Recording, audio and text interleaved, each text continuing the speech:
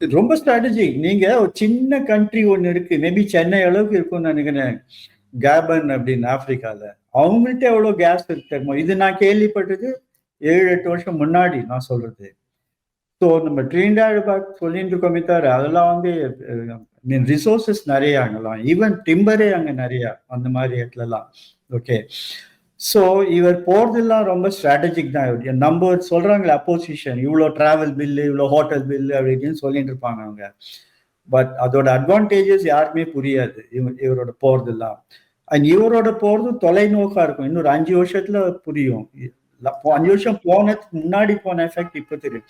ஒரு ஒரு important point சொல்றேன் நான் உங்களுக்கு. இப்ப எந்த ஸ்டேஜ்ல போயிருக்காரு அவரு? ஆபரேஷன் சிங்கூர் முடிச்ச நேரத்துல போயிருக்காரு அவரு. அப்படின்னா அவ்வளவு தைரியம் ஒண்ணு பிரைம் மினிஸ்டருக்கு. ஸ்டாப்பேஜ் நடுவுல ஸ்டாப்பேஜ் ஆயிருக்கு. ஓகே. அண்ட் சில பேர் வேற விதமா கருத்து இருக்கலாம். ஓகே. அப்போ கூட தைரியமா எல்லா கண்ட்ரிஸ்க்கு போறாரு. ஐ மீன் இதுக்கும் சைனாவும் வராங்க அங்க. அண்ட் பெஹல்காம் பத்தி ரெசல்யூஷன் வந்திருக்காங்க பிரேசில்ல, டிக்ளரேஷன்ல. அது ஒரு பெரிய அச்சீவ்மெண்ட் அது.